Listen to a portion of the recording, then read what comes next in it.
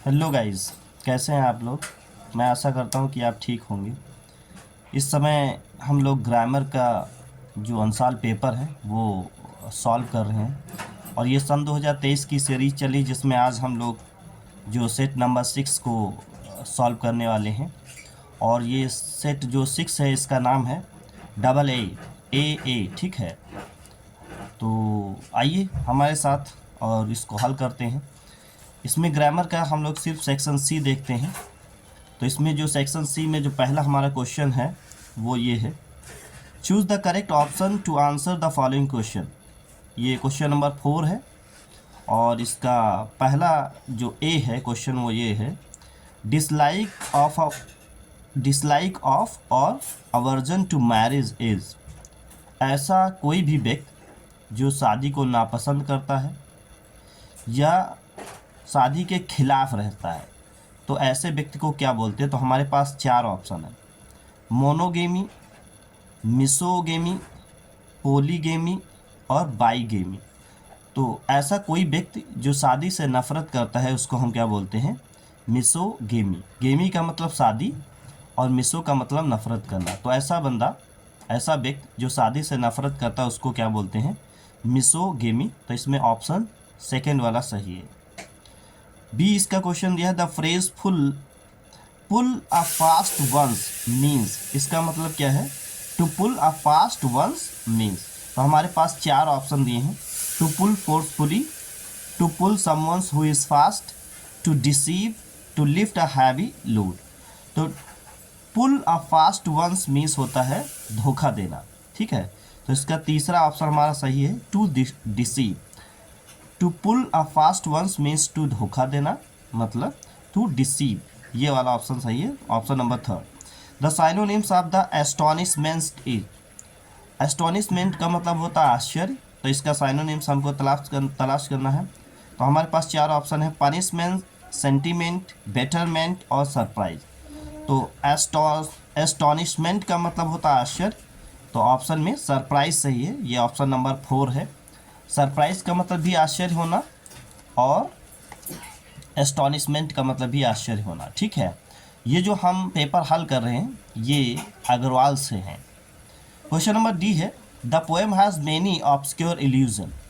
इस सेंटेंस के अंदर आपको क्या गलती ढूंढना है, ठीक है। तो लिखा है, the poem has many obscure illusion, ILLUSIONS, illusion. Illusion का मतलब होता है भ्रम, लेकिन इसमें बताया गया कि इस कविता में बहुत सारे जो भद्दे तरीके से संकेतों का इस्तेमाल किया गया है, तो वो इल्यूजन नहीं, वो एल्यूजन्स होता है, ठीक है। तो which word in this sentence is an error. तो इसमें कह रहा है कौन सा वर्ड जो हमारा है वो गलत है। तो यहाँ पर इल्यूजन गलत है, यहाँ पर इल्यूजन नहीं होगा, यहाँ पर एल्यूजन होगा, ALLUSIONS, एल्यूजन का मतलब। तो कैसे हो जाएगा, the poem has many obscure allusion. इस कविता में बहुत सारे धूमिल संकेतों का इस्तेमाल किया गया है। जब हम किसी भी टॉपिक को समझाते हैं और किसी दूसरी बुक से रेफरेंस लेते हैं तो उसको एल्यूजन बोलते हैं। The antonym of arrival is. Arrival का मतलब होता है आगमन और इसका हमको एंटोनिम तलाश करना है। तो हमारे पास 4 ऑप्शन है, the rival, survival, departure and rupture. तो अराइवल का मतलब आगमन, तो डिपार्चर का मतलब होता है प्रस्थान। तो इसका थर्ड वाला ऑप्शन सही है। अराइवल का हमारा उल्टा क्या हो जाएगा, डिपार्चर। क्वेश्चन नंबर 5 दिया है, change any one of the following into indirect speech. और नरेशन हम लोग करने जा रहे हैं और नरेशन की हमने सारे वीडियोस बना रखे हैं। ग्रामर से रिलेटेड जितने भी वीडियो हैं हमने अपने चैनल पे बना के रिकॉर्डेड वीडियो डाल दिए हैं। अगर आपने नहीं देखा है तो आप किसी भी तरीके का ग्रामर से रिलेटेड आप वीडियो देख सकते हैं, ठीक है। तो नरेशन से लेकर के सिंटैक्स तक सारे वीडियोस और पूरे कॉन्सेप्ट के साथ समझाया गया है, आप उनमें से देख सकते हैं। तो इसमें जो पहला दिया है, he said we can not be quite happy in this life. तो इसको बनाना है, इनडायरेक्ट स्पीच में बनाना है। तो ये असर्टिव का है, we can not be quite happy in this life. हम इस दुनिया में खुश नहीं रह सकते हैं बिल्कुल भी। तो ये एक यूनिवर्सल ट्रुथ है। यूनिवर्सल ट्रुथ ऐसी बात को मानते हैं जो पूरी दुनिया में सत्य हो। We can not be quite happy in this life, इस ज़िंदगी में हम पूरी तरीके से खुश नहीं रह सकते। तो this statement is an universal truth है, ये एक यूनिवर्सल ट्रूथ है। तो इसमें सिर्फ कंजक्शन दैट लगाएंगे और सेंटेंस जैसा लिखा है वैसे हम लिख लेंगे। कैसे हो जाएगा? He said conjunction that we can not be quite happy in this life. इससे रिलेटेड हमारा सेकेंड क्वेश्चन है, my friend said to me I came today and I will leave for Agra tomorrow. ये भी असर्टिव का दिया है, तो इसमें क्या करेंगे, अगर ऑब्जेक्ट है तो सेड टू को टोल्ड बनाएंगे, वरना नहीं। तो my friend told me conjunction that, अब आई का संबंध तो सब्जेक्ट से है तो हो जाएगा ही, और केम ये पास्ट इंडेफिनिट है तो इसलिए परफेक्ट में लेके जाएंगे तो हो जाएगा ही हैड कम, और टुडे को बनाएंगे डैट डे, एंड आई का संबंध फिर है फ्रेंड्स है तो हो जाएगा ही, और विल का हो जाएगा वुड, लीव फॉर आगरा, और टुमारो का हो जाएगा the next day. The next day बना सकते हैं या फिर आप द फॉलोइंग डे बना सकते हैं। क्वेश्चन नंबर बी दिया है 5 का, combine in one of the following as directed. जैसा कि ब्रैकेट के अंदर बताया गया है उस तरीके से आपको सेंटेंस को डायरेक्ट मतलब जोड़ना है। He gave them advice, he gave them advice, उसने उनको सलाह दी। ही हेल्प देम लिबरली, और उसने उनकी मदद भी की। तो ये सिंपल बनाना है, तो सिंपल बनाने के हमारे पास 8 तरीके हैं। अगर आपने सिंपल सेंटेंसेस को नहीं पढ़ा है तो आप हमारे चैनल के प्लेलिस्ट में जा करके सिंपल के जितने भी वीडियोस हैं आप देख लें, और देखने के बाद ही बनाने की कोशिश करें तो आप अच्छी तरीके से समझ पाएंगे। तो इसको क्या करेंगे, हम लोग जेरन में बना लेंगे। तो जेरन में बनाने के लिए उसमें 2 रूल है, या तो आप जेरन में बनाए वर्ब की आईएनजी फॉर्म लगा करके, या फिर नाउन के पहले प्रेपोजिशन लगा करके। तो ही गेव देम एडवाइस, उसने उसको सलाह दी और उसने उसकी मदद भी की। तो कैसे हो जाएगा, उसने उनको सलाह देने के अतिरिक्त उसने उनकी मदद भी की, मतलब उनको सलाह देने के अतिरिक्त उसने उनकी मदद भी की।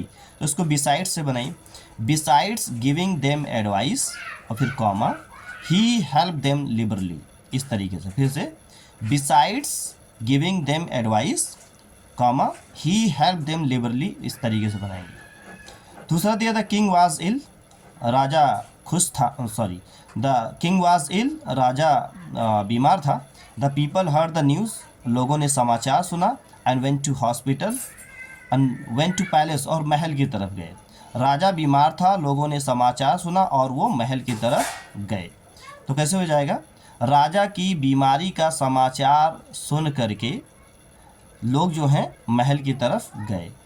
तो ये भी जेरन में बनाएंगे। क्या करेंगे, पहले प्रेपोजिशन लगाएंगे फिर वर्ब की आईएनजी फॉर्म लगाएंगे। On hearing the news of king's illness, कैसे हो जाएगा, on hearing the news of king's illness. तो किंग में एपोस्ट्रोफियस लगाएंगे और इल का नाउन करेंगे तो इलनेस हो जाएगा, यहाँ पे एडजेक्टिव है। तो on hearing the news of king's illness comma the people went to the palace, हो जाएगा राजा की बीमारी का समाचार सुनने पर सारे लोग जो थे वो महल की तरफ गए। इसका सी क्वेश्चन दिया, change any one of the following as directed. His death shocked me, उसकी मौत ने मुझे वो दुखी कर दिया। तो इसका पैसिव वॉइस बनाना, पैसिव वॉइस बनाने का तरीका आप जानते हैं, सब्जेक्ट को ऑब्जेक्ट में लाना है और ऑब्जेक्ट को सब्जेक्ट में लेकर जाना है, ठीक है। और ये पास्ट इंडेफिनिट है तो इसमें क्या करेंगे, वाज वर्ब लगाएंगे। और मैंने कई वीडियोज़ में बताया भी है, पास्ट ये जो पैसिव वॉइस है इसका बनाने का सबसे आसान तरीका कि जो टेंस होता है, जिस टेंस में जो फॉर्म लगती है उसमें बी की उसी फॉर्म का इस्तेमाल करते हैं। जैसे प्रेजेंट इंडेफिनिट में वर्ब की फर्स्ट फॉर्म लगती है तो बी की फर्स्ट फॉर्म लगाना है, इज एम आर। और पास्ट इंडेफिनिट में वर्ब की सेकेंड फॉर्म लगती है तो बी की सेकेंड फॉर्म लगाना है, वाज वर्ब। और जैसे पास्ट परफेक्ट में वर्ब की थर्ड फॉर्म लगती है तो बी की थर्ड फॉर्म लगाना है, जैसे बिन। और पास्ट कंटिन्यूस या प्रेजेंट कंटिन्यूस में वर्ब की आईएनजी फॉर्म लगती है तो बी की आईएनजी फॉर्म लगाते हैं, जैसे बीइंग। तो इस तरीके से। तो हिज डेथ शॉक्ड मी, तो मी को आगे करेंगे तो हो जाएगा I was shocked at his death. हमारे पास कुछ फिक्स प्रेपोजिशन होते हैं जहाँ पर बाई ना लग करके हम एट का इस्तेमाल करते हैं, तो शॉक के बाद हमेशा एट लगाया जाता है। तो यहाँ पे बाई नहीं लगेगा, ये ध्यान रखना है।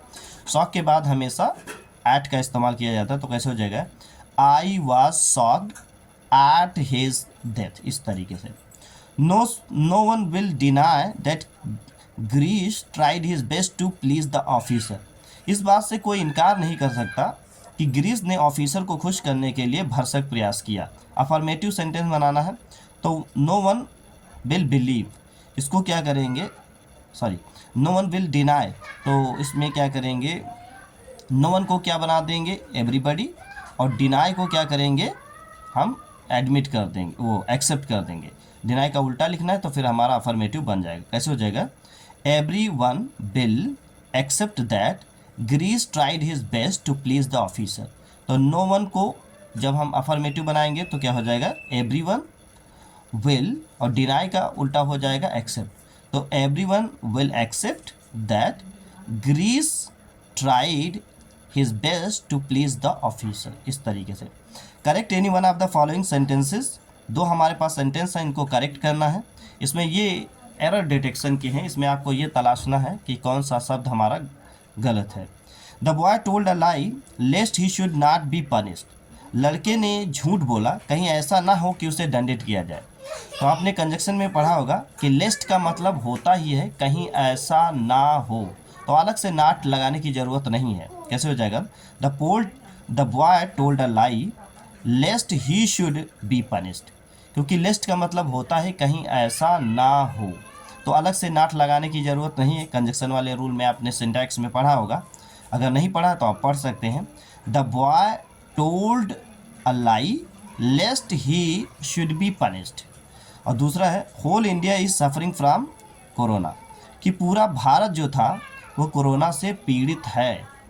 तो पूरा भारत जो है ये कोरोना से पीड़ित है, ये एक एक्शन कंटिन्यूस का दिखा रहा है कि काफ़ी लंबा समय हो गया, कि काफ़ी लंबे समय तक जो भारत है वो कोरोना से पीड़ित रहा। तो इसमें कुछ एक्शन जारी भी है और कुछ एक्शन कंप्लीटेड है। तो इस तरीके से यहाँ पे इस को हटा के क्या करेंगे, हैज़ बीन करेंगे और होल के आगे द लगाएंगे। तो कैसे हो जाएगा, the whole India has been suffering from corona. अगर कोई ऐसा काम है जो कुछ समय से चल रहा है और कुछ समय उसमें से हो भी चुका है, कंप्लीटेड भी एक्शन दिखा रहा है, तो फिर उसके लिए क्या लगाते हैं, प्रेजेंट परफेक्ट कंटिन्यूअस। तो कैसे हो जाएगा, the whole India has been suffering from corona. इस तरीके से use any one of the following pairs of the words in your own sentences to make the difference in their meaning clear. ये हमारे homophones दिए हैं, जैसा कि हर video में हम आपको बताते हैं कि होमोफोन्स एक फिगर ऑफ स्पीच भी है, और ये यहाँ पे क्या करना है कि homophones are those words which are different in meaning and spelling but their sound is same. तो हमारे पास दो दिया, पहला दिया है अल्टर, ALTAR, और दूसरा दिया ALTER। तो ALTAR अल्टर का मतलब होता है बेदी, बेदी जो शादी वादी में बनाई जाती है, तो ये पहले का मतलब होता है बेदी, और ALTER अल्टर का मतलब होता है बदलना। तो इसके ऊपर आप एक छोटा सा सेंटेंस बना सकते हैं कि जैसे हर शादियों में बेदी का इस्तेमाल किया जाता है। In every marriage altar is used to do the rites and customs. और दूसरा अल्टर का मतलब होता है बदलना, तो हो जाता है, आपने ट्रांसफॉर्मेशन की डिफिनेशन पढ़ा होगा कि transformation means to change the form of the sentence without altering the sense, इसकी डिफिनेशन होती है। और दूसरा है रेस्पेक्टफुल एंड रेस्पेक्टेबल। रेस्पेक्टफुल मतलब होता है एक तरीके से आदरपूर्ण, जैसे वो एक बहुत ही आदरपूर्ण बंदा है। तो कैसे हो जाएगा, Ram is a very respectful man. कैसे हो जाएगा, Ram is a very respectful man. और रेस्पेक्टेबल का मतलब सम्मानीय, जिसका सम्मान किया जाए।